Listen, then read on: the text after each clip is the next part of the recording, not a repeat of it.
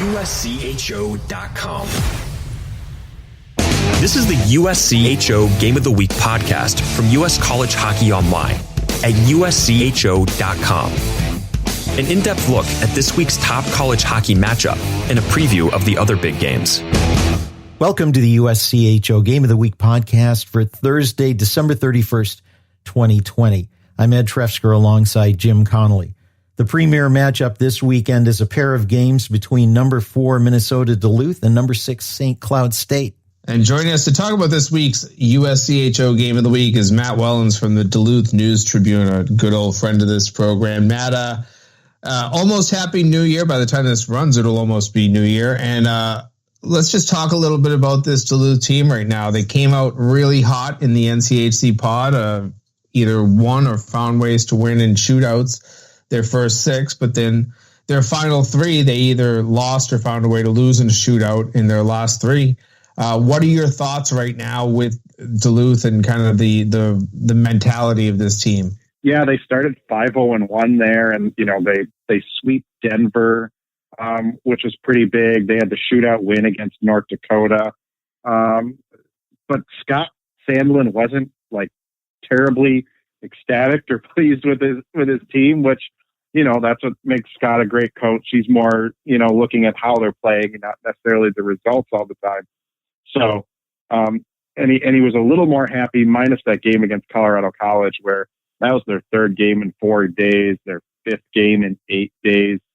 I think everyone in the NCHC learned with the pod that once you get to that situation, it's just too much of a grind. That's why you saw the league eliminate the 3-game in 4-day series here in the second half. It almost felt like they did run out of gas at the end of the pod there, that they came out firing so much at the start, finding ways to win. Ryan Fanti coming out of nowhere was just brilliant in goal. Again, continuing that run of great goaltending, just seamlessly transitioning from one solid goalie to the other here at UMD. They ran out of gas stuff. They didn't have any energy in the tank for that Colorado College game. It seemed like that 3rd period against Omaha, they didn't have a lot in it either. And then the North Dakota game was just a great hockey game. It was 2 teams that were at their, back at their peak, and UMD gives up the late goal there. So I feel like if it hadn't been for the 2 games before that, maybe the North Dakota game isn't as deflating as it is. But they still came out of the pod, tied for 3rd in the NCHC, which there's 2 standings kind of going on in the league this year for people that aren't aware. The league's already planned that not everyone's going to play the same amount of games this year. We're still waiting to hear makeup games from the pod because Colorado College got there late. They're supposed to come to Minnesota to play St. Cloud and Duluth, and we still don't have dates on when that's happening. I'm kind of wondering if it ever will actually happen. But, they're preparing for teams not to play the same amount of games. So the second standing, so to speak, right now is they'll decide the league champion based on league points per game. So on those standings, you have North Dakota, UMD, and St. Cloud all tied in first place. And then Omaha right behind them, I believe, at 1.9 points per game. So, this weekend is going to be interesting to see if UMD or St. Cloud, either one of those teams, can separate themselves. And then, we thought we were going to get North Dakota, Omaha playing each other simultaneously this weekend, but that'll have to wait at least 1 week, and then they'll meet again in the end of January.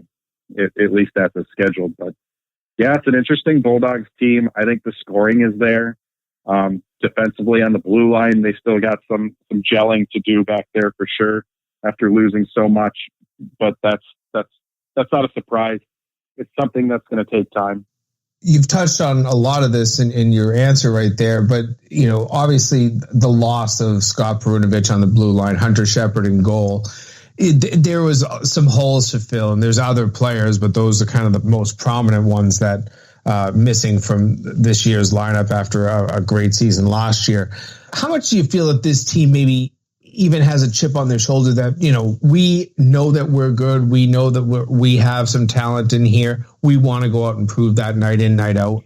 I'm sure Ryan Fanti's got a huge chip on his shoulder. He had to spend his entire freshman year, sitting and watching. He played a period of an exhibition game. That was it. So, for him to come in and play like he has, like he did in the pod there, played 8 of 9 games for UMD, was just incredible. And he was solid in those, those last 3 games. He was not the issue at all. He was great. He kept him in those games as well. Defensively, I'm sure there's chips on the shoulders. I have to think guys like Louis Rail and Matt Anderson want to prove that they weren't just supporting cast members to a Nick Wolf or a Scott Perenovich. You got Matt Cairns, who transferred in from Cornell, an Edmonton Oilers draft pick. He didn't exactly get the playing time and such at Cornell that he would have liked. So I'm sure he's trying to, prove himself as well. And then you got young players that, want to be that next generation of stars on the blue line for UMD. And I always hate saying someone is the next someone. I don't want to say anyone's the next Scott Perenovich, but Wyatt Kaiser, freshman, straight out of Andover High School, 18-year-old kid, Chicago Blackhawks draft pick. He's really been great stepping into, he stepped into Perenovich's role. He's not doing what Scott Perenovich did. Heck, Scott Perenovich as a freshman didn't do what he did last year even. So, Wyatt Kaiser, he's been good though. He's quarterback in the power play. He's on their top defensive pairing. He's just been great. He's really been a pleasant surprise. Scott Perenovich got some junior hockey in before coming to college. Kaiser to come right out of high school and do what he's doing is tremendous. And he's making the Blackhawks look really, really good right now, for taking him in the draft. We're talking with Matt Wellens from the Duluth News Tribune. Let's scout UMD's opposition, St. Cloud State. They had a very good pod. One player that stood out to me catching some of the games was Nick Perbix. What do you know about the Huskies? Yeah, Nick Perbix, again, kind of continues that. They always seem to have that dynamic player on the blue line. And I think in college hockey in general these days, you got to have a guy like that. We were just talking about Scott Perenovich, Wyatt Kaiser now coming up for UMD. Nick Perbix, he was on my all-pod team that we did over at the Rink Live with McHatton and Brad Schlossman. He was definitely dynamic for St. Cloud in the pod. He helps that team push the pace, which they seem to be doing a much better job of this year. I remember last year, sometimes when they wanted to push the pace against teams like UMD, they got burned and they'd have to, fall back into a more defensive style of play, which they didn't always seem comfortable in playing. This year, they really try and push the pace, and Nick Perbix helps them do that. When the Huskies are able to make this a fast run and gun game, which again, that suits their home rink in St. Cloud, the Herb Brooks National Hockey Center. That's an Olympic size ice sheet. If they can push the tempo, that's what they want to do. Of course, we also saw in the pod, and I believe it was their 3rd game in 4 days. Everyone seemed to look bad when they were playing a 3rd game in 4 days. If you don't have that energy, you get burned with that run and gun style. But the Huskies, I think, have the energy to play that, and Perbix is a big factor in that. You mentioned your colleague Brad Schlossman, and I know you spoke about this, wrote about this in your Bulldog Insider newsletter, the historical data plan that NCHC Commissioner Josh Fenton has come up with as a proposal for allocating at-large bids to the NCAA tournament. Do you have some thoughts on that? I think, Josh Fenton brought it up at the end of the pod. I think he made a great point. I don't think you can do the eye test this year, even if you do see every team play without non-conference competition is how we judge an NCHC team versus a Hockey East team or a WCHA team versus a Big Ten team. And man, without non-conference play, it's so tough this year to do that. So it was a unique idea that the commissioner of the NCHC came up with using historical data. Now, is it going to fly? I don't know, guys. I mean, I'm sure the NCHC and Hockey East like it. They'd both get 4 bids. ECAC, you'd obviously have to use a percentage. You couldn't do straight, how many bids the league got, or the ECAC would be sending 3 or 4 teams. So maybe from that perspective, the ECAC would love it as well. But, the Big Ten would only get 2 bids under this plan. The WCHA would get 2 bids. I think they should take that if they get it. it doesn't leave any wiggle room for an Arizona State or a Long Island. Long Island's probably not in a position yet to be thinking about the NCAA tournament, but Arizona State's been an NCAA tournament team. They would have last year. They were the year before. So, as an independent, you wouldn't want to leave them. You'd want to give them a possible chance to make the tournament. I'm open to a lot of ideas, right? I'd love to hear from other leagues what they think.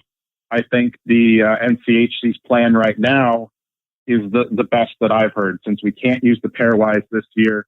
And since that eye test of, who one committee member thinks is, what team they think is better than another, that's just going to create so much controversy. I think what we all love about the college hockey playoff selection system for the NCAA tournament, guys, is, it's the pairwise isn't perfect, but we know the process and the criteria to get to the NCAA tournament.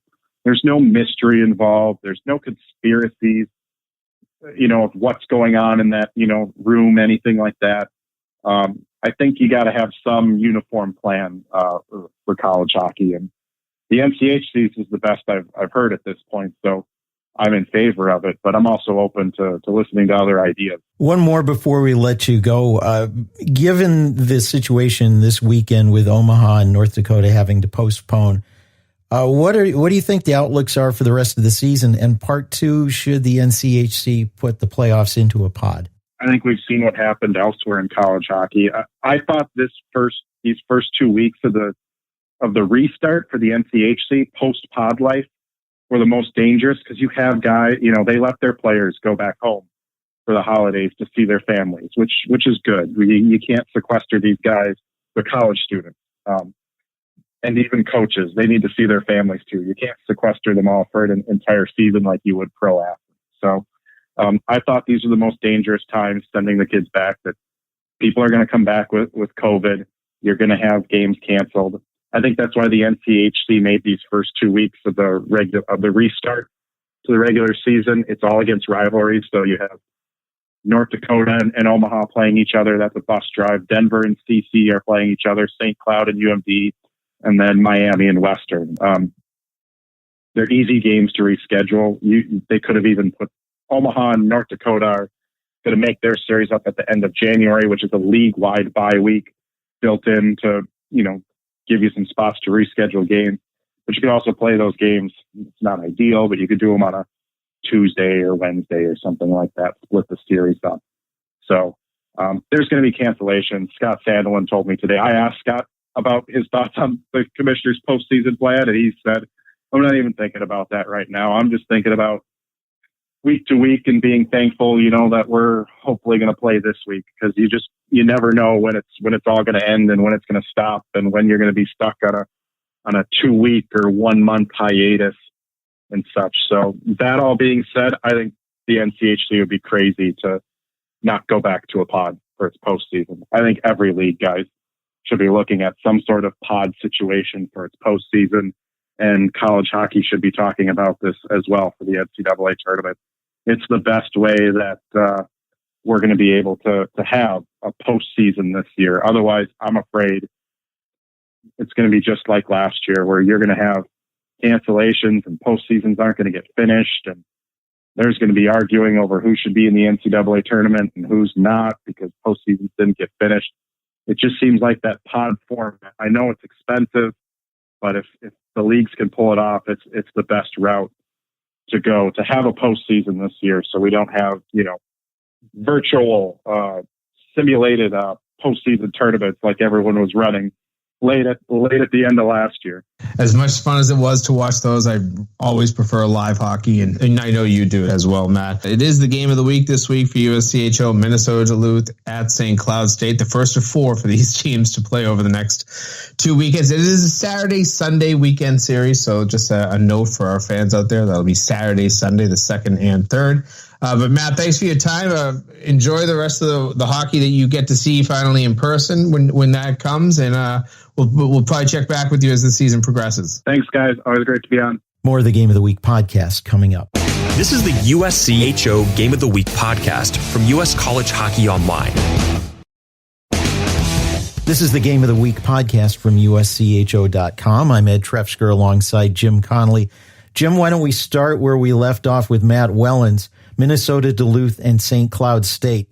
Coming out of the pod, St. Cloud State may have been a slight surprise to people after a down season last year.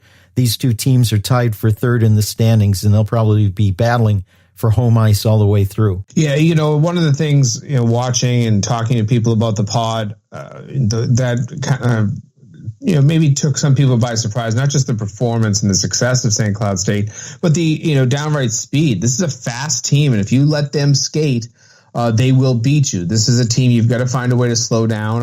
Not that Duluth has ever been a team that would slow themselves down for an opponent. They're a pretty upbeat team as well. So there's a lot of potential for this to be, the start of two great weekends of hockey as these two teams play four against each other, home and home for lack of a better term over these 2 weeks. But I think that this is a St. Cloud team that they are back. I mean, they were a very powerful team when Bobby Moscow had that club, and now that Brett Larson is running things, if you thought that they were going to fall apart, think again. This team is back. They're ready to play, and they are a very solid hockey team.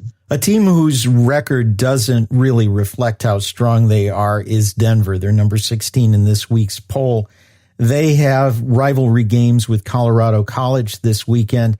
This is important for Denver to kind of reestablish itself and turn around a well below 500 record. Correct. And I think that I say it all the time. When you're a team that has high aspirations, the way to be most successful is to win the games you're supposed to win on paper. And I think that nobody would deny that the games against Colorado College are games that Denver should be winning. Now, Colorado College, at times in the pod, they had a delayed start because they had some COVID cases prior to getting to Omaha. But once they got there, they had a couple of good wins, one of them coming against the aforementioned Minnesota Duluth. But I think that when you look at these 2 weekends for Denver, you can't come out of this 2-2. You really can't afford. You don't want to be 3-1. You need all four of these games if you're going to get this season back on track. They did not have the performance in Omaha that they wanted to.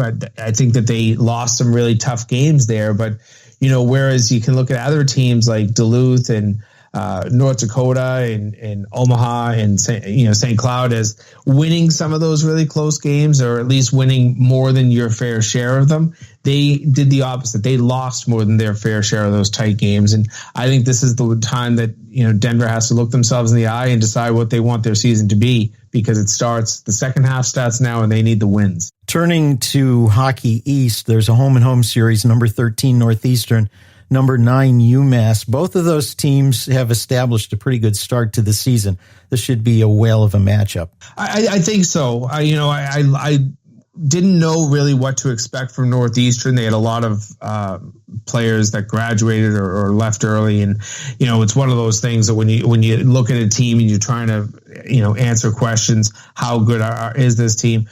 They've come out and they've shown themselves, scoring a lot of goals in their first few series, and then last weekend they went up to Vermont and played two very good games with the Catamounts, a 4-1 win, where they really came out with a lot of speed and zip. The second night, I thought Vermont played a lot better. Northeastern didn't have as much, and they get a tie out of that. But I like this Northeastern team a lot. I think that they are, performing well. They are performing almost up to expectations, maybe even exceeding them a little. On the converse side, UMass, I think that, they have really started to play their best hockey really in the last couple of weeks. A dominating win over UConn right before Christmas, and then a win yesterday, a 4-0 shutout at New Hampshire. New Hampshire's been a team that's been a very good home team in the last few years. So I really, like the way both of these clubs are playing. I think that it has the potential, almost like what we were talking with Minnesota Duluth and St. Cloud, to be a very up-tempo game, some real good speed, and I think that if there's anything in this series that, is an unanswered question, it's how solid will Northeastern be in goal.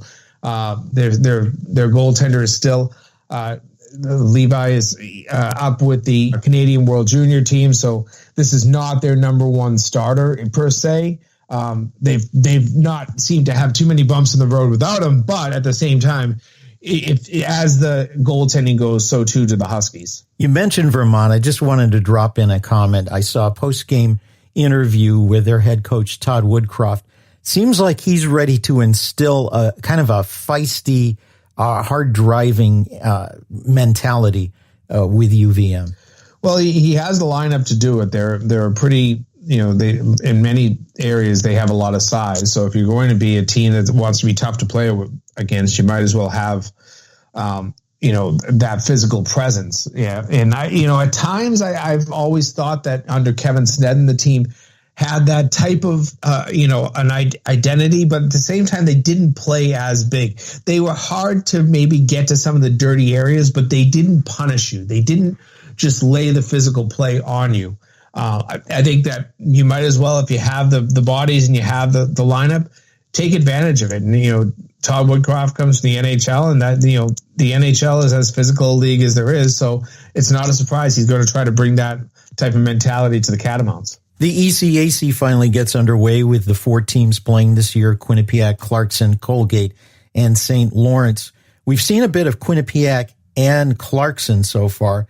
Quinnipiac had a tough time against Bowling Green, but a fairly easy time against some of the better competition in Atlantic hockey, while Clarkson, playing Atlantic hockey teams, has had a few splits and hasn't stood up above and beyond. It seems like going into this weekend of play that you really got to like Quinnipiac in that league and maybe Clarkson.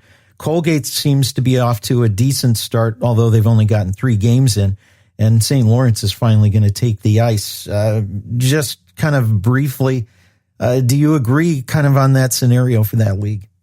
Yeah, I do. I mean, I think for Clarkson, it's just the consistency. And Casey Jones, I think right now just wants to start playing games on a consistent basis. Maybe then he'll be able to get his team to gel more because they have a lot of talent in that program. Same goes for Quinnipiac. It's they didn't have a game forever. And then I believe they ended up playing 8 games in 14 days and came out of that 6-2. That's a pretty impressive. I did talk to Rand Pecknall, their head coach, after the Bowling Green series, was not happy with his team's play at all that weekend when they got swept.